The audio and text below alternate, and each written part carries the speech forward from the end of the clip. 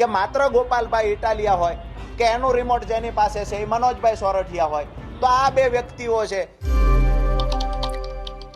આ સાંભળ્યા પછી ખરેખર એક સવાલ ઊભો થઈ રહ્યો છે કે ગોપાલ ઇટાલિયા મનોજ સોરઠિયાના ઈશારે નાચે છે. કારણ કે જે રીતે રાજુ કરપડા દ્વારા આક્ષેપો મૂકવામાં આવ્યા છે આમ આદમી પાર્ટી ઉપર, ગોપાલ ઇટાલિયા ઉપર અને પ્રદેશના બીજા 2-3 નેતા એટલે કે મનોજ સોરઠિયા સહિતના જે નેતાઓ છે એ લોકો ઉપર આક્ષેપો તો મૂકવામાં આવ્યા છે, પરંતુ જે રીતે રાજુ કરપડાનું આ નિવેદન સામે આવ્યું છે એના ઉપરથી જ રાજુ કરપડા ઉપર પણ એટલા જ સવાલ ઊભા થઈ રહ્યા છે. આજે આ વિષયને લઈને વિગતે વાત કરીએ. નમસ્કાર, હું હંસિની અને તમે જોઈ રહ્યા છો નિર્ભય ન્યૂઝ. એક તરફ હવે સ્થાનિક સ્વરાજની ચૂંટણી આવી રહી છે. રાજુ કરપડા આમ આદમી પાર્ટીની સામે પડ્યા છે.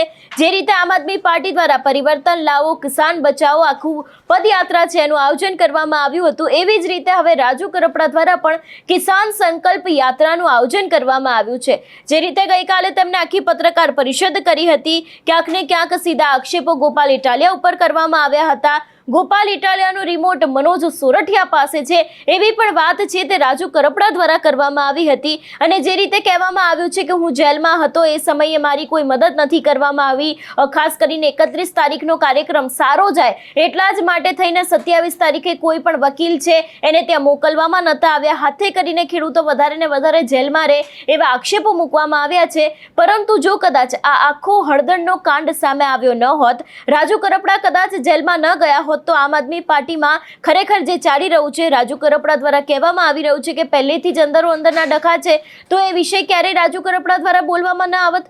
એ પણ એક સવાલ અહીંયા ઊભો થઈ રહ્યો છે. કારણ કે તેમના દ્વારા સ્પષ્ટપણે એવું કહેવામાં આવી રહ્યું છે કે જે રીતે મેં વિસાવદરમાં મારું લોહી પાણી એક કર્યું હતું, મેં વિસાવદરમાં ગોપાલ ઇટાલિયાને જીતાડવા માટે ખૂબ જ મહેનત કરી હતી, મારા પરિવારથી હું દૂર રહ્યો હતો, તેમ છતાં પણ મારી સાથે આવું કેમ કરવામાં આવ્યું. જો કદાચ હળદરનો આખો વિવાદ સામે ન આવ્યો હોત તો રાજુ કરપડા હજી પણ કશું બોલત નહીં.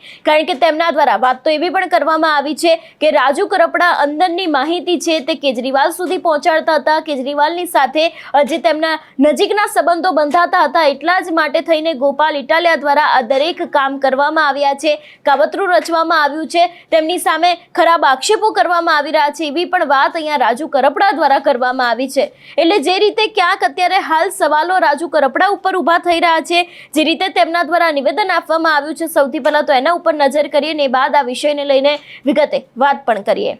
મેં એમાં પણ નામ અગાઉ પણ આપ્યું છે, ફરીવાર આપ પૂછવા માંગો છો તો હું વારંવાર એ જ નામ આપું છું કે માત્ર ગોપાલભાઈ ઇટાલિયા હોય કે એનું રિમોટ જેની પાસે છે એ મનોજભાઈ સોરઠિયા હોય, તો આ બે વ્યક્તિઓ છે કે ખરેખર ક્યાંક ને ક્યાંક રાજકીય રોટલા શેકવા માટે થઈ વધારે વિશેષ મેં પહેલા પણ કહ્યું છે, અત્યારે પણ કહું છું, જેટલું પણ હું વધારે બોલીશ તો મને એવું લાગે છે કે આમ આદમી પાર્ટીના રાષ્ટ્રીય 1-2 નેતાઓનું જે હું હજુ સુધી સન્માન કરું છું એને નુકસાન ન પહોંચે એટલે આમની કરતૂતો હું બહાર લાવવા માંગતો નથી.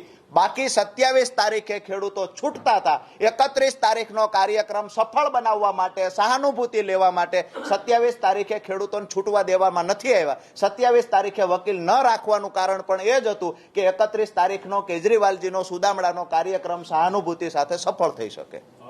એક તરફ રાજુ કરપડા એવું કહી રહ્યા છે કે છેલ્લા કેટલાય સમયથી અંદરના ડખા ચાલી રહ્યા છે, અને બીજી બાજુ તેમના દ્વારા એવું કહેવામાં આવ્યું છે કે મેં વિસાવદરમાં ગોપાલ ઇટાલિયા માટે ઘણું બધું કર્યું છે, જ્યારે હું જેલમાં હતો ત્યારે તેમના દ્વારા કશું જ કરવામાં નથી આવ્યું. તો જો ડખા ચાલી જ રહ્યા હતા તો અત્યાર સુધી રાજુ કરપડા કેમ ચૂપ હતા? કેટલા વખતથી તેઓ તો આમ આદમી પાર્ટી સાથે જોડાયેલા છે, ઘણા બધા કાર્યક્રમો પણ તેમણે આમ આદમી પાર્ટીમાં કર્યા છે, કેટલી વખત જાહેર સભાની અંદર સંબોધનો કર્યા છે, ગોપાલ ઇટાલિયાની સાથે ઘણી વખત જોવા મળ્યા છે. ક્યાંક ને ક્યાંક તે બંનેની મિત્રતાને કારણે પણ બંને જણા ખૂબ જ ચર્ચામાં રહ્યા છે.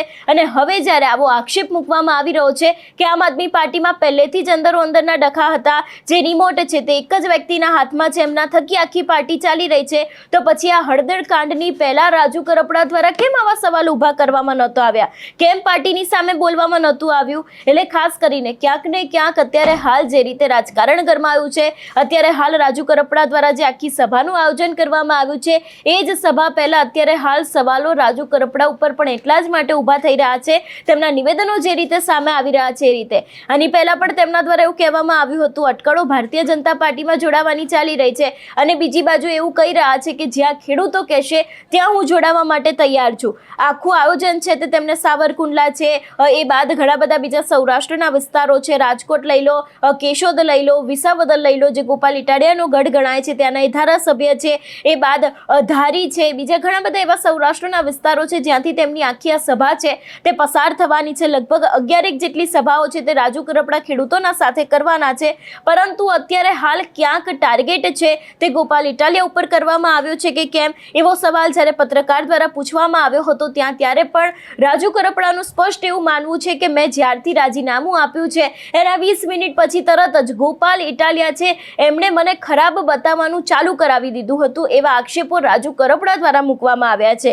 એટલે એક તરફ તેઓ એવું કહી રહ્યા છે કે પહેલેથી જ ડખા ચાલી રહ્યા છે, બીજી બાજુ એવું કહેવામાં આવી રહ્યું છે કે રાજીનામું આપ્યું એ બાદ મને ખરાબ ચિતરવાનો પ્રયત્ન કરવામાં આવી રહ્યો છે. એટલે હવે આની અંદરનું સત્ય શું છે એ પણ હવે આગામી સમયમાં જોવાનું રહેશે, કારણ કે રાજુ કરપડા દ્વારા અત્યારે હાલ જે રીતે આક્ષેપો મૂકવામાં આવી રહ્યા છે એવા આક્ષેપો જો ખરેખર ક્યાંક ને ક્યાંક પહેલેથી જ આમ આદમી પાર્ટીની અંદર એવું ચાલતું હોત તો તેઓ તો છેલ્લા ઘણા સમયથી આ પાર્ટીની સાથે જોડાયેલા છે, છેલ્લા ઘણા સમયથી આ નેતાઓને ઓળખે છે, તો શું ત્યારે અત્યાર સુધીમાં કેમ તેમના દ્વારા કશું નહોતું કહેવામાં આવતું? એટલે જે રીતે અત્યારે હાલ રાજકારણ કરવામાં આવ્યું છે, રાજુ કરપડા દ્વારા આખી સભા કરવામાં આવવાની છે, ત્યારે પણ ચોક્કસ કોઈક મોટી નવાજૂની થઈ શકે છે એવી શક્યતાઓ છે. તમારું શું માનવું છે આ વિષયને લઈને અમને કમેન્ટ કરીને ચોક્કસથી જણાવજો. તેની સાથે અમારી ચેનલ નિર્ભય ન્યૂઝને લાઇક, શેર અને સબસ્ક્રાઇબ કરવાનું ભૂલશો નહીં. નમસ્કાર.